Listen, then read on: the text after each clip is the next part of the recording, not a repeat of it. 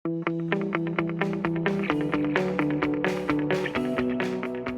perkenalkan nama saya Indra. Saya adalah salah satu mahasiswa Magister Teknologi Informasi di STIMIK Alfakom Yogyakarta. Eh, Pada video kali ini saya akan mencoba menjelaskan tentang apa itu Spark SQL. Kemudian kita juga akan mencoba mempraktekannya menggunakan Databricks. Baik, kita mulai. Spark SQL, data frame, and dataset. Sebelum kita masuk ke sana, lebih baik kita lakukan refresh terhadap materi yang minggu lalu, yaitu Resilient Distributed Dataset atau disebut dengan RDD. Nah, RDD sendiri atau RDD Spark sendiri ini memiliki 7 keunggulan atau kelebihan, yaitu ada in-memory computation, ada lazy evaluation, fault tolerant, immutability, partitioning, persistent, dan coarse grain operation. Nah, kemudian untuk menciptakan RDD sendiri ada dua cara yang sering kita gunakan, yaitu melakukan parallelizing collection. Yaitu parallelizing collection melakukan parallelizing dari data yang sudah kita punya, atau menggunakan external dataset, yaitu mereferensi ke dataset di penyimpanan eksternal, misalnya share file system, HDFS, HBase, atau data source yang mendukung Hadoop input format. Nah, kemudian Spark sendiri memiliki dua operasi utama, yaitu transformation dan action. Nah, transformation sendiri adalah mengkonstruksi atau membuat RDD baru dari satu atau lebih data RDD yang ada sebelumnya, misalnya map, filter, dan flat map. Kemudian untuk action, yaitu melakukan operasi-operasi komputasi, yaitu menghasil dari suatu komputasi berdasarkan RDD dan memberikan return dengan nilai balik pada program driver yang kemudian disimpan ke penyimpanan eksternal. Nah, ini gambarannya seperti ini secara garis besar. Operasi yang ada di Spark yaitu ada transformation dan action. Di bagian atas ini adalah yang transformation, yang di bawah adalah actionnya. Dikelompokkan menjadi 4 bagian, 4 kolom, yaitu general, math, statistical, atau kemudian ada set teori dan relational. Yang terakhir ada data structure atau I/O-nya. Nah, jadi kalau di transformation itu ada map yang general, ada yang statistiknya, ada sampel, untuk relational ada union, intersection, kemudian di I/O-nya ada repartition, k-by, dan seterusnya. Untuk actionnya ada radius, collect, aggregate, nanti ada yang matematik itunya ada count, take sample, max, min, sum, dan seterusnya. Kemudian yang data structure atau I/O-nya ada save as text file dan sebagainya. Nah, kita melihat sebentar tentang histori dari Spark API. Nah, Spark API di tahun 2011 yaitu namanya RDD, ya, kemudian dari sini kemudian dia berkembang menjadi data frame di tahun 2013, kemudian di tahun 2015 orang mengenal dengan istilah dataset. Nah, Spark SQL. Spark SQL sendiri adalah modul yang ditujukan untuk memahami pemrosesan data secara struktural yang terbentuk di dalam inti dari Apache Spark. Kegunaan utamanya adalah untuk memproses data struktural. Nah, secara internal, Spark SQL menggunakan informasi tambahan untuk melakukan optimasi. Ada beberapa cara untuk berinteraksi dengan Spark SQL, termasuk SQL dan Dataset API.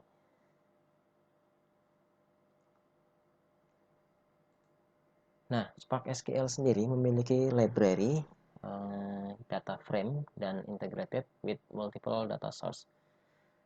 Kalau yang multiple data source ini dia misalnya dari Hadoop, Hive, Cassandra, dan HBase. Nah, Spark SQL merupakan library dari Apache Spark.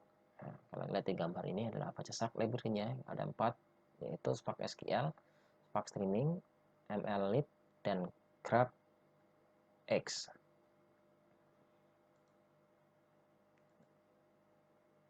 Nah, untuk memahami tentang SparkQL, kita perhatikan skema. Ada 3 bagian utama dari skema di atas, yaitu front end, yang ini. Kemudian ada bagian tengah yaitu katalis, dan kemudian ada back end. Skemanya adalah front end atau itu data dari data eksternal, kemudian masuk di proses optimalisasi, yaitu katalis ini adalah proses melakukan optimalisasi, dan kemudian di bagian back end-nya itu adalah penentuan model dan distribusi dengan RDD. Nah, untuk front end sendiri, data itu bisa berasal dari Hive query, SQL query, dan kemudian data frame. Nah, data ini masih unresolved logical plan atau masih tidak terstruktur, ataupun kalau itu pun semi terstruktur.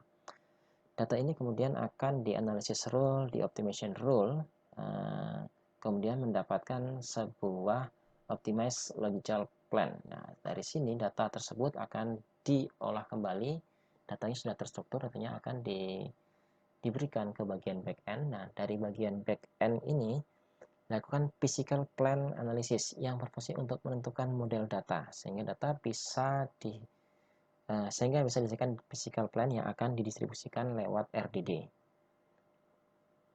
Nah, apa peranan dan pentingnya Spark SQL? Spark SQL awalnya ini dibuat sebagai Apache Hive yang berguna untuk menjalankan Spark, dan ini kegunaannya justru malah berkembang menjadi alat yang dibangun untuk mengatasi kelemahannya dan bahkan cenderung untuk menggantikan. Selain itu, SparkQL juga berguna untuk beberapa hal yang seperti berikut, yaitu sumber data frame API, yaitu kumpulan pustaka untuk bekerja dengan database dan tabel data. Dan data frame API yaitu membantu menentukan frame data yang berisi baris-baris dan kolom. Catalyze Optimizer yang merupakan kerangka kerja optimasi yang diperluas dengan SQL Engine dan Command Line Interface. Fitur di dalam Spark SQL. Nah, ada 5 fitur di dalam Spark SQL, ya, yaitu integrasi dengan Spark, penyeragaman akses data, kompatibilitas dengan Hive, konektivitas standar dengan alat bisnis intelijen, fungsi buatan pengguna. Nah, untuk yang integrasi dengan Spark, Spark SQL terintegrasi dengan program Spark yang membiarkan penggunanya atau memberikan penggunanya untuk meminta data terstruktur dari program-program Spark dengan menggunakan SQL atau data frame API. Fungsi ini dapat digunakan untuk Java, Scala, Python, dan R. Nah, kemudian dari penyeragaman akses data. Data frame dan SQL dapat membantu dan mendukung cara untuk mengakses berbagai sumber data seperti Hive, Avro, Parquet, ORC, JSON, JDBC. Kemudian SQL juga dapat membantu menggabungkan data dari seluruh sumber ini dan sangat membantu untuk mengakomodasi keperluan pengguna. Jadi datanya dari berbagai macam sumber data kemudian digabungkan sehingga menjadi satu, dan ini bisa bermanfaat atau berguna untuk user. Nah, kompatibilitas dengan Hive. Spark SQL menjalankan query Hive yang tidak termodifikasi pada data saat ini. Alat ini menulis ulang front-end dari Hive dan Metastore sehingga memungkinkan untuk melakukan kompatibilitas penuh dengan Hive data, query, dan UDF saat ini. Nah, yang berikutnya adalah fungsi buatan pengguna atau User Defined Function yang saling terintegrasi. UDF sendiri merupakan fungsi Spark SQL yang digunakan untuk mendefinisikan fungsi baru yang berupa kolom sehingga mampu memperluas kosakata DSL dari SQL dan dapat mentransaksikan set data. Apa itu dataset? Dataset adalah kumpulan data yang didistribusikan atau tersebar yang dibuat melalui objek JVM yang dimanipulasi melalui functional transformation. Kemudian apa itu data frame? Data frame adalah dataset yang diatur ke dalam bentuk kolom bernama. Konsepnya ini mirip dengan tabel di data dalam RDBMS atau data frame di R atau Python. Data frame dapat dibuat dari banyak sumber. Nah, untuk kelebihan dari data frame sendiri adalah data frame itu lebih efisien dalam penggunaan media penyimpanan. Dan data frame dapat memberikan atrasi yang lebih baik ya kan terhadap data dan dapat memberikan custom view terhadap data yang terstruktur dan data yang semi terstruktur. Nah, kelebihan data frame dari sisi media penyimpanan yang dibutuhkan terlihat ya cukup signifikan dibandingkan dengan RDD. Kemudian sumber datanya sendiri kalau dibilang ada dipilah ada dua dari built-in dan eksternal. Untuk yang built-in ini bisa dari JSON, JDBC, MySQL, DFS, Hive, Postgres. Ya. Kemudian yang eksternal ada CSV, DBase, Edbase, Cassandra, dan lainnya. Nah, untuk membuat data frame digambarkan dengan skema seperti gambar ini, yaitu data bisa berasal dari mana saja, ada Hive, CSV, JSON, dan sebagainya, kemudian diolah menggunakan Spark SQL, dan akhirnya didapatkan sebuah data frame seperti ini. Nah, selanjutnya kita akan langsung mempraktekkan atau mencoba menggunakan data frame. Baik. Untuk menggunakan Spark SQL, saya tidak akan menggunakan PySpark atau Scala di mesin Windows karena agak kesulitan dari sisi menginstal, maka saya akan mencoba menggunakan sebuah mesin yang sifatnya online, ada di alamatnya di community.cloud.databricks.com. Nah, ini mesin yang bersifat cloud, jadi kita bisa melakukan coding di sini, dicoba di sini secara cloud tanpa harus menginstal PySpark di laptop kita. Nah, tahap awal adalah kita harus membuat akun dulu, dan kita mungkin untuk opsinya kita pilih bergabung di bagian di community ya, jangan di yang non community nanti karena ada perbedaan. Kalau yang community bisa sifatnya free. Hanya kelemahannya di sini adalah setiap cluster yang kita buat hanya bisa aktif sebanyak 121 menit. Setelah itu clusternya akan non aktif sendiri, dan kita tidak bisa membuat dua cluster sekaligus bersamaan, jadi hanya salah satu. Jadi misalnya kita bikin project A selesai, kita ingin buat project B, itu harus menunggu project A nya non aktif dulu, atau kita delete minimal seperti itu. Oke, saya sudah membuat akun. Selanjutnya saya sign in. Agak berat memang.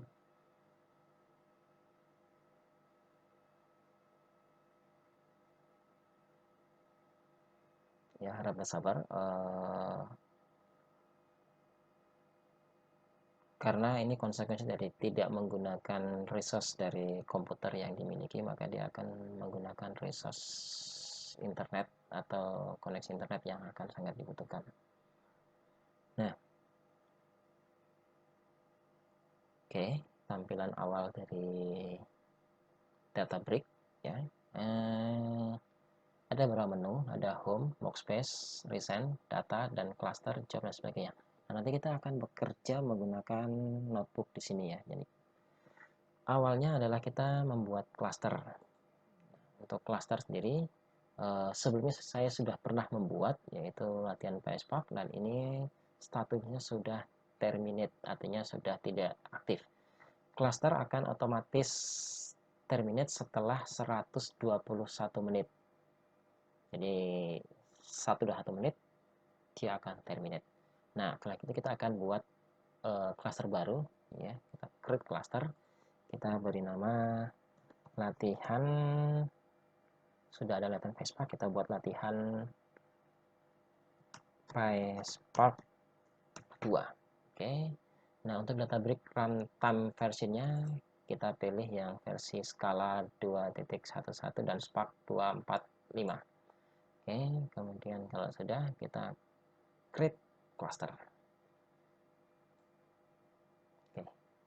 Nah, clusternya akan sedikit agak lama, jadi memang munculnya juga cukup jedanya cukup lumayan. Nah, ini baru di create, perkiraannya sekitar 2-5 menit tergantung koneksi.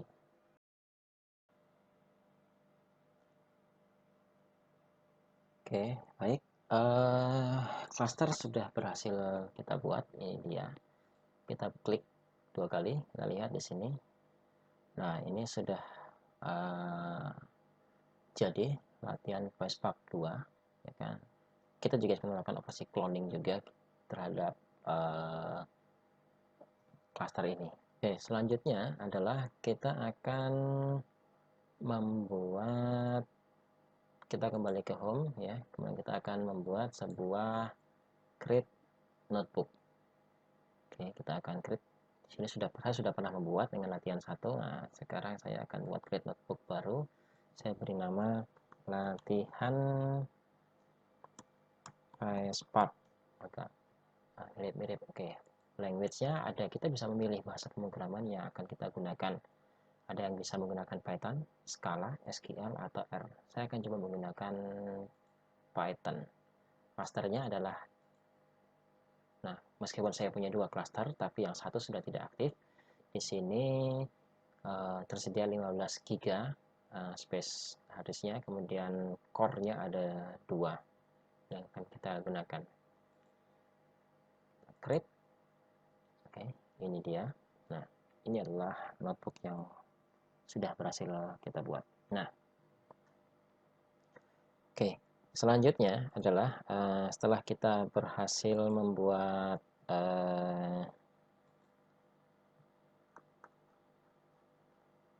notebook, selanjutnya kita akan melakukan yang namanya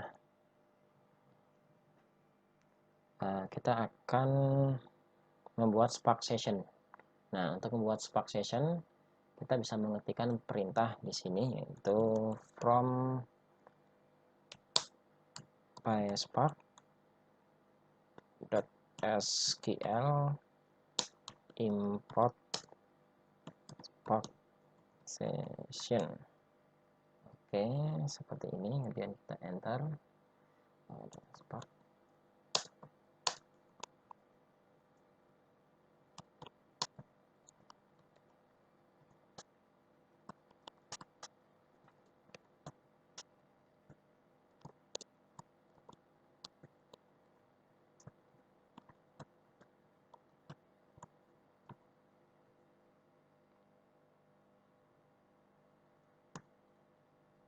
Oke, setelah kita buat query-nya,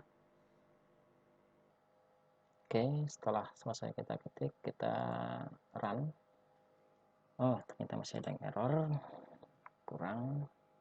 Kita ulang sekali lagi. Oke, sudah selesai untuk membuat Spark Session-nya. Selanjutnya kita akan membuat, atau sini kita akan meload sebuah file CSV ke dalam data frame. Nah, sebelumnya kita harus mempersiapkan dulu file CSV-nya. Ya, saya sudah menyiapkan file CSV sebelumnya.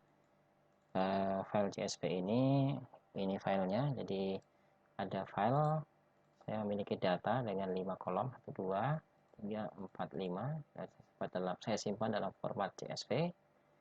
Nanti file ini akan kita load, kita masukkan ke dalam data frame. Oke, nah langkahnya pertama kali adalah kita harus menambahkan data file CSV tadi ke dalam, kita upload ke sini ke Databricks. Nah, lewat menu data, nah kita add data, kemudian kita browse dia filenya, kita open, Oke, ini kita dapat filenya, kita copy. Nah, ini alamat filenya. Jadi kalau di PySpark kita biasanya menggunakan location atau path di mana file tersebut tersimpan. Nah, ini juga sama, hanya perbedaannya kalau itu di lokal, ini kita ada di file store, tabel, database atau di servernya Databricks. Ini kita salin. Oke. Kemudian kita kembali ke tadi, ke notebook yang tadi, ini masih jalan. Masih 121 menit, jadi masih ada waktu. Nah, kita akan melakukan load file CSV ke data frame. Oke, perintahnya kita akan buat dulu.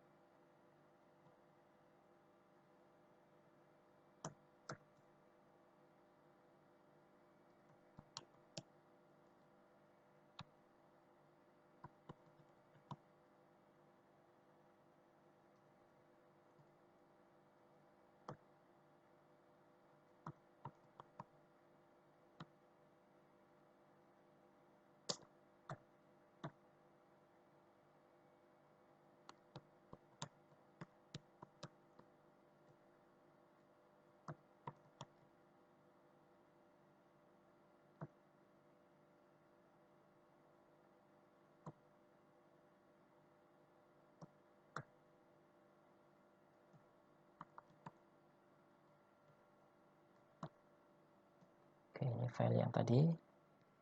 Alamatnya kita kopikan ke sini.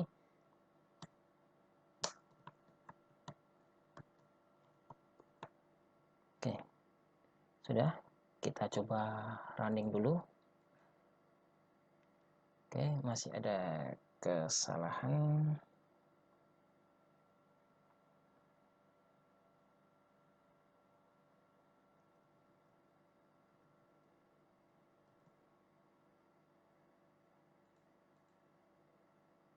Oke, kita coba running. Oke, berhasil. Sudah jadi, sudah berhasil di load ya. Jadi file data mahasiswa ini sudah berhasil kita load. Nah, selanjutnya kita ingin melihat isinya. Baik, setelah kita berhasil meload file CSV ke dalam data frame, maka selanjutnya adalah kita akan menampilkan data frame tersebut. Nah, caranya adalah ingin kita menambahkan cell baru lagi. Ya, di sini kita tunjukin dulu menampilkan data frame. Oke, nah perintahnya ada df. Oke, ini perintahnya. Oke, nah ini sudah terbentuk. Oke, ini adalah tabelnya, ada identitas, ada nama, alamat, HP. Persis seperti yang tadi kita lihat di file CSV. Nah, selanjutnya kita hanya akan melihat skemanya, skema tabelnya. Oke, kita lihat melihat skema. Perintahnya adalah df skema print skema. Oke, kita coba jalankan lagi. Nah, sini sudah terlihat skemanya ya, ada 5 1 2 3 4 5 ya, ada 5 kolom. Oke, selanjutnya kita akan mencoba melakukan seleksi, atau kita hanya akan mengambil namanya saja yang akan kita tampilkan. Jadi tidak seperti ini, kita hanya ingin menambahkan nama saja, misalnya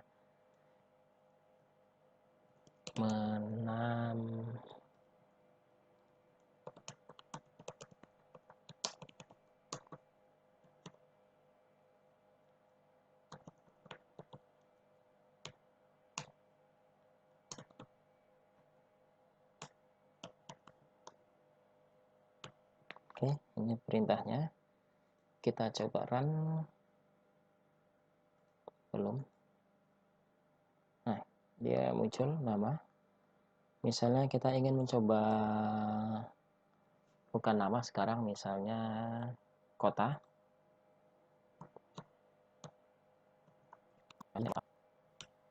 Oke, kita coba. Ya, muncul namanya. Alamatnya sudah muncul semua. Nah, jadi sebenarnya tidak beda jauh dengan kita menggunakan SQL, hanya MySQL hanya perbedaan di perintah saja. Kita lakukan filter ya terhadap alamat.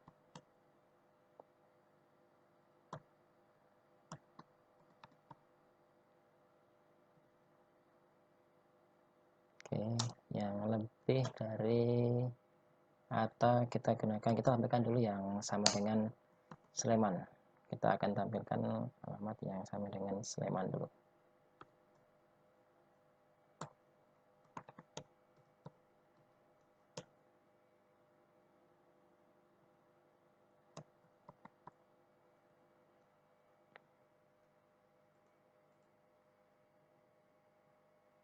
Oke.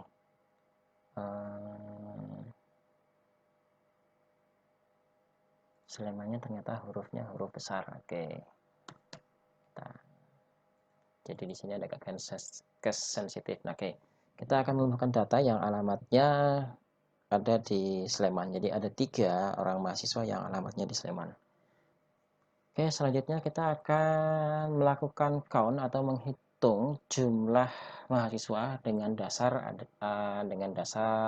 alamat. Jadi berapa yang dari Sleman, berapa yang dari Wonogiri dan sebagainya. Kita menggunakan filter df, filter, kemudian kita dengan group ya, group. Baik. Yang mau kita jadikan acuan adalah alamat.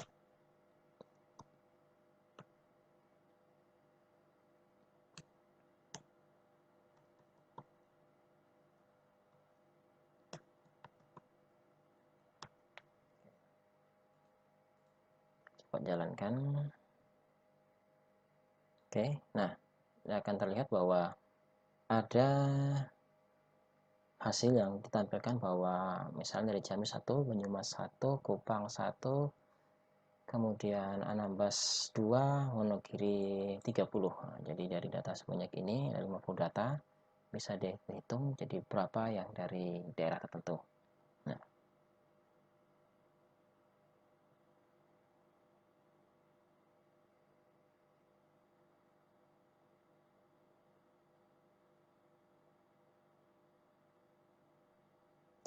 baik, mungkin ini latihan tentang menggunakan Spark SQL. Kita menggunakan Databricks untuk mencoba perintah-perintah Spark SQL.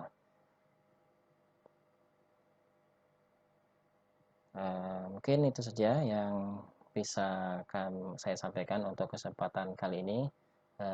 Selanjutnya kita akan mencoba mengupas atau membuat video lain yang terkait dengan Apache Spark.